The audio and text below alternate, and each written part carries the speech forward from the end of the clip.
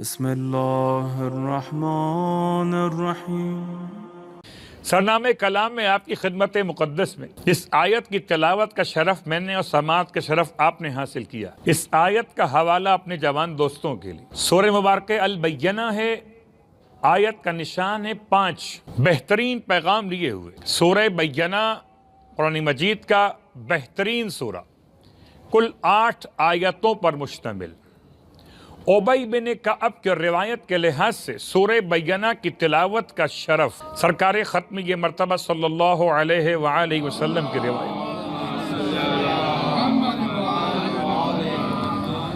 فرماتے ہیں سورہ بینہ کی تلاوت کرنے والے کے لیے خداوند عالم کی طرف سے قیامت میں اصحاب خیر البریہ میں شمولیت کا اعلان ہے۔ جو اس سورے کی تلاوت کرے اسے خدا اصحاب خیر البریہ میں شمار کرتا ہے۔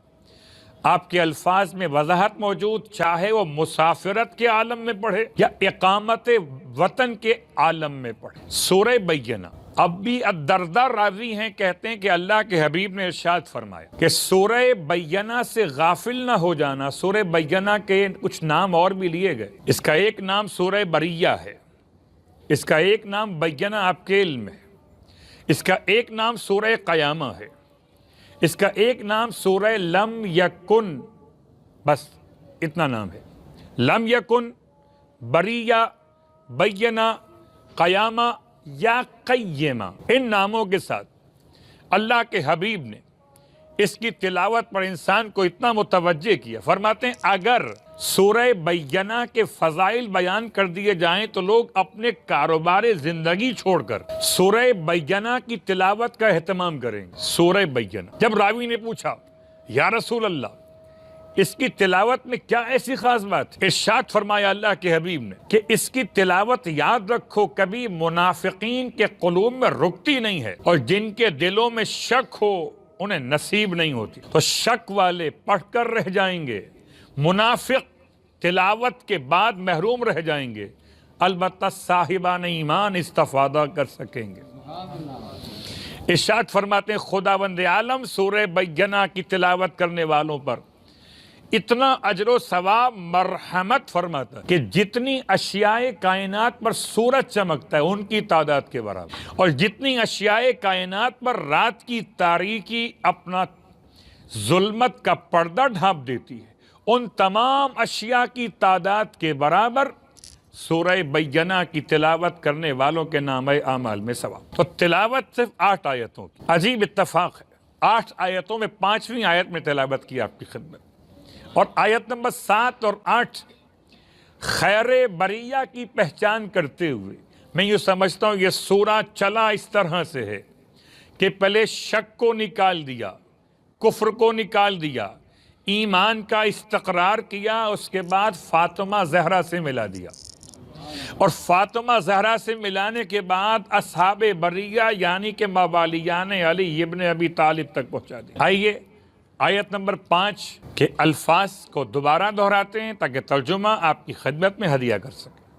وَمَا أُمِرُوا إِلَّا لِيَعْبُدُوا اللَّهَ مُخْلِصِينَ لَهُ الدِّينَ، اور انہیں تو کسی بات کا حکم دیا ہی نہیں گیا سوائے اس ایک بات کہ اللہ کی عبادت کریں، اللہ کی بندگی اختیار کریں، مخلصین لہ الدین، مگر ایسی عبادت اس میں دین کے لیے خلوص شامل، حنفاء، اور اس حالت میں کہ ان کے قلوب حنفیت پر واقع ہو چکے ہو، تو حنیف بھی ہو جائیں عمل کر کے، دین میں خالص بھی ہو جائیں اور اللہ کی عبادت کو انجام دیں۔ وَمَا أُمِرُوا إِلَّا لِيَعْبُدُوا اللَّهَ مُخْلِصِينَ لَهُ الدِّينَ حُنَفَاءَ۔ اس کے بعد 2 کام اور بیان کیے گئے، وَيُقِيمُوا الصَّلَاةَ، اور نماز قائم کریں، وَيُؤْتُوا الزَّكَاةَ، اور زکوٰۃ کو ادا کریں۔ اب اگر سارے کام ملا کے دیکھیے تو پہلا کام عبادت، دوسرا کام اخلاص،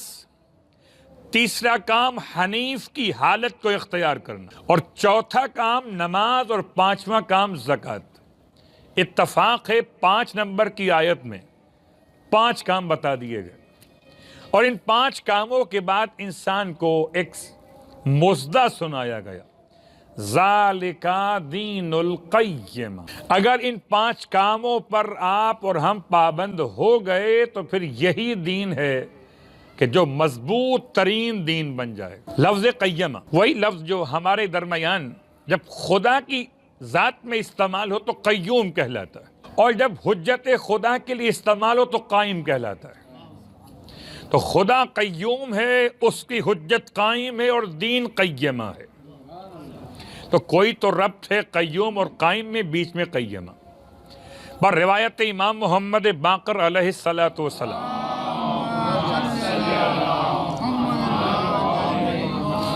ارشاد فرماتے ہیں یہاں دین قیمہ سے مراد ذات فاطمۃ الزہرا سلام اللہ علیہ.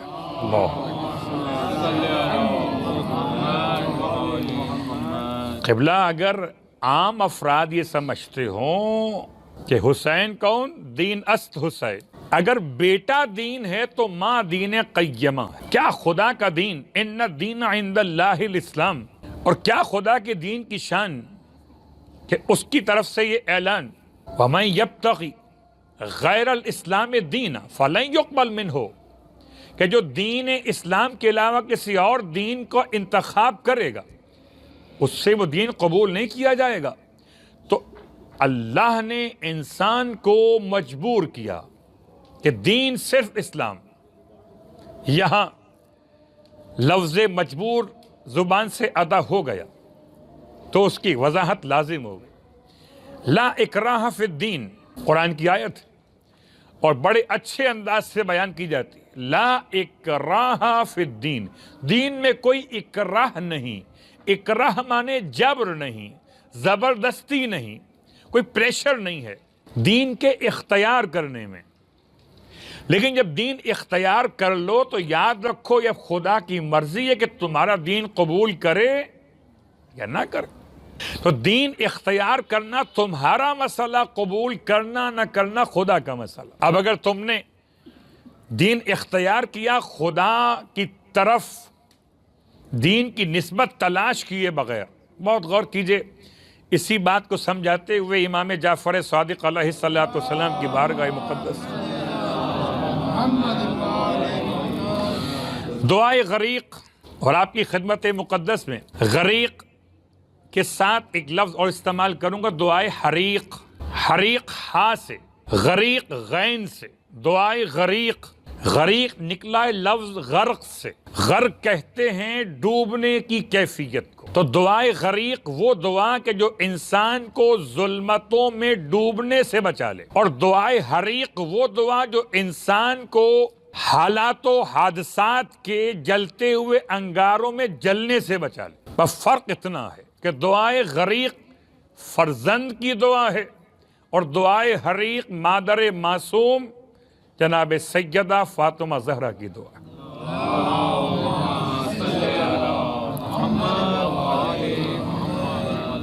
پچھلے 2 سال قبل ہم نے اس دعا کے حوالے سے کافی وضاحت بلکہ غالباً پورا عشرہ ہی پڑھا تھا، اور اس کی برکت یہ ہوئی کہ دعائے حریق باقاعدہ تمام صاحبان ایمان میں تقسیم کروائی گئی. طویل دعا ہے، اور اگر آپ پڑھنا چاہیں تو آپ کے لیے خدمت میں حوالہ پیش کر رہا ہوں. دعائے حریق صحیفۃ الزہرا کے اندر ہے، مفاتی میں نہیں ہے. نہ مفاتی میں ہے، نہ تحفۃ العوام میں، نہ وظائف الابرار میں. یہ بڑی دعا ہے، اور ہر صبح کی نماز کے بعد یہ دعا ہر معصوم نے تلاوت کی، چونکہ ام المعصومین نے عطا کی. خیر ہم کہاں نکل گئے اس طرف، اپنے آپ کو روک. دعائے غریق لفظ دین، اور امام کا بہترین جملہ، اور ایسا جملہ کہ ہر دور میں اور خاص طور سے آج کے حالات، ایسے حالات اب شاید دجال کو پہچاننا آسان ہوتا جا رہا. کچھ باتیں سمجھ میں آ رہی کہ پیکج چاہیے، قرضے معاف کرانے ہیں، کیا چاہیے، سہولت چاہیے، پابندی ہٹوانی ہے آپ کی کنٹری پر سے، قبول کر لیں اسرائیل کو، قبول کر لیں.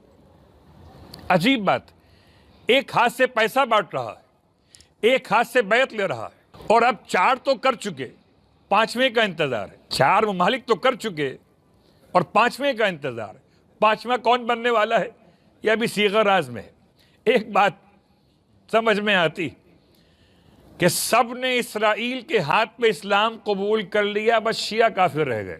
آج نہیں تو کل، کل نہیں تو پرسوں کون کون سے راز سامنے آئیں گے، کون اجمل صاحب گئے تھے، کون کامل صاحب گئے تھے، کون غیر کامل گئے، وہ الگ موضوعات۔ صرف میں نے اشارہ کیا لفظ دین کے حوالے سے بات یہاں پہنچاتے ہوئے، آج کا زمانہ آخر زمانہ، اور آخر زمانہ میں مشکلات شدید تر، اس میں پہلی مشکل اپنے دین کا بچانا، اور روایات میں سختی کے ساتھ پیغام اپنے دین کا بچانا، اور دین بچانے میں کامیاب ہو گئے تو باقی دنیا سارے مسائل حل ہوتے ہوں تو سبحان اللہ، نہ ہو سکیں تو ماشاءاللہ، خدا کی مرضی۔ دین، اور اسی دین کے بچانے کے لیے امام نے آخر زمانہ میں اس دعائے غریق، ہم تو سمجھتے تھے کہ ڈوب رہا ہو دعا پڑھ لے، غریق ہے نا، امام فرماتے ہیں ڈوبنا ظاہری ڈوبنا مراد نہیں ہے، اس سے مراد تو اس فتنہ اور آزمائش کے دور میں اپنے دین کو بچانا مراد ہے۔ اور یہ بہت مشہور دعا،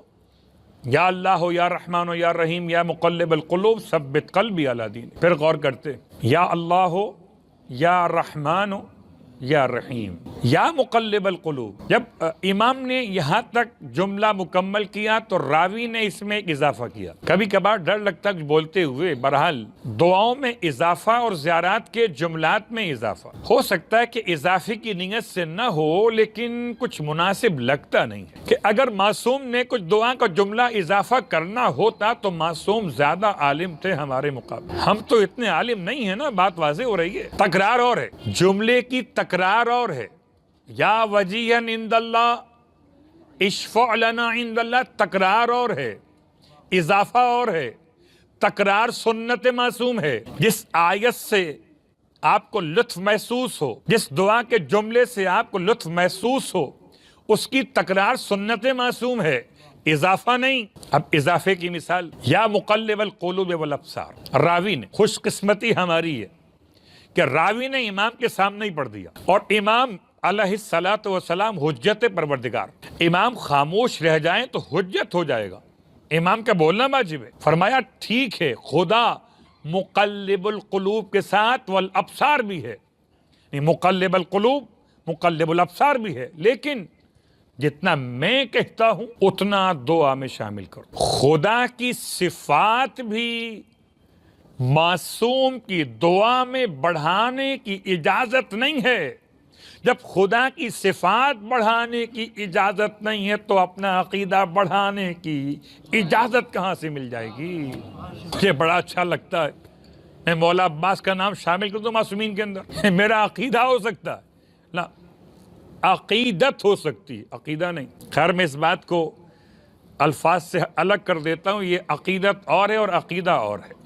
عقیدت کہتے ہیں وہ جو احترام ہے، عقیدہ وہ جو آل محمد کا دیا ہوا انعام۔ تو عقیدے میں گنجائش نہیں ہے، عقیدت میں گنجائش ہو سکتی۔ علم کو چومنا اور ہے، علم کو معصومین میں شامل کرنا یہ اور ہوگا۔ صرف ایک مثال پیش کی ہے، لاکھوں سلام معصوم کی طرف سے مولا عباس علیہ الصلاۃ والسلام، اور معصوم جناب سیدہ فاطمہ الزہرا سلام اللہ علیہ نے سلام بھیجا مولا عباس کے لیے۔ فضائل اپنے مقام پر، لیکن ایک مثال، یا مقلب القلوب، یا اللہ ہو یا رحمان ہو یا رحیم یا مقلب القلوب ثبت قلبی، ثبت قلبی، میرے دل کو، آنکھوں کو نہیں، زبان کو نہیں، کانوں کو نہیں، ہاتھوں کو نہیں، دل کو۔ کیوں کہ دل کنٹرول میں آ گیا تو آنکھیں بھی کنٹرول میں آ جائیں گی۔ اب وہی تو دیکھتے ہیں جو آپ کا دل چاہتا ہے، اور وہی سنتے ہیں جو آپ کا دل چاہتا ہے، اور وہی کھاتے ہیں جو آپ کا دل چاہتا ہے، اور وہی اٹھاتے ہیں جو آپ کا دل چاہتا ہے، اور وہی جاتے ہیں جو آپ کا دل چاہتا ہے۔ اگر دل ہو گیا آل محمد کا تو آنکھیں بھی آل محمد کی، کان بھی آل محمد کے، زبان بھی آل محمد کی، ہاتھ بھی آل محمد کے، پاؤں بھی آل محمد۔ اور اگر دل نہ ہو سکا تو نہ آنکھیں ہو سکتی، نہ کان ہو سکتی۔ الفاظ کیا ہیں؟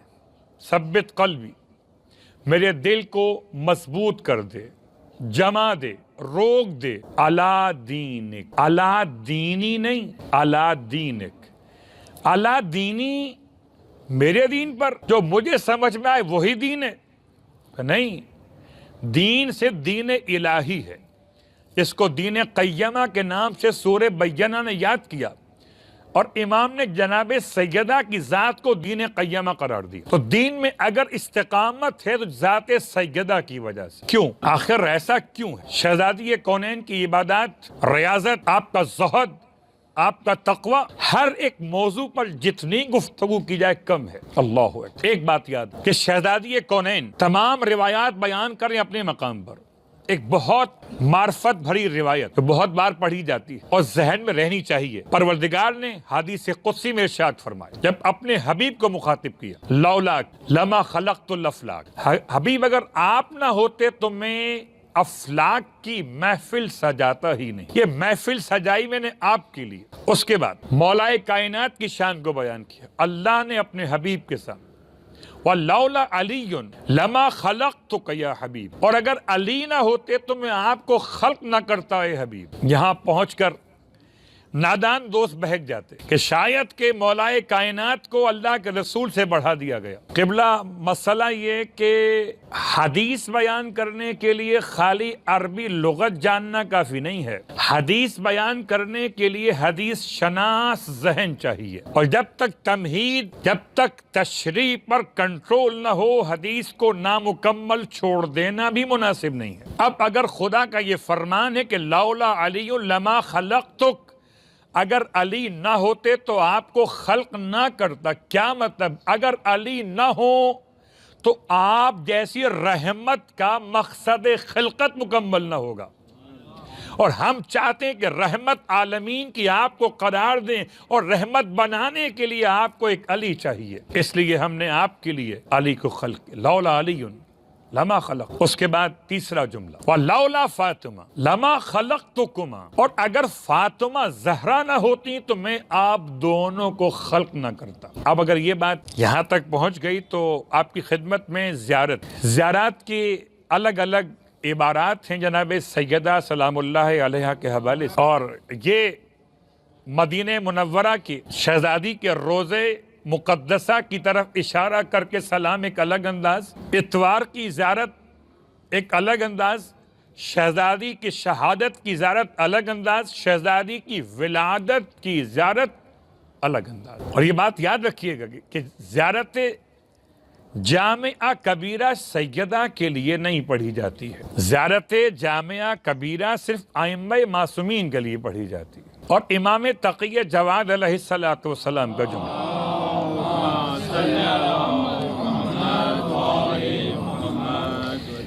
ارشاد فرماتے ہیں عجیب انداز زیارت کا، یا ممتحنتو، لفظ سلام کے بغیر، لفظ سلام سے آغاز کیے بغیر، زیارت اور سلام کے بغیر، گویا معصوم پیغام دینا چاہتے ہیں، سلام تو جب کرو جب معرفت کی خیرات نصیب ہو جائے، تو سلام سے پہلے سمجھ تو لو کہ سیدہ ذات مقدسہ کیا ہیں۔ یا ممتحنتو، اے امتحان دینے والی، امتحنک اللہ الذی خلقکی قبل ان یخلقکی، اللہ نے جس نے آپ کو خلق فرمایا اس نے آپ کا امتحان لیا آپ کو پیدا کرنے سے پہلے، فوجدکی لممتحنکی صابرا، بس اس نے آپ کو اس امتحان میں صابر پایا۔ میں شرح کی طرف نہیں جا رہا، یہ الگ موضوع، صرف ترجمے پر اکتفا کر رہا۔ وَنَحْنُ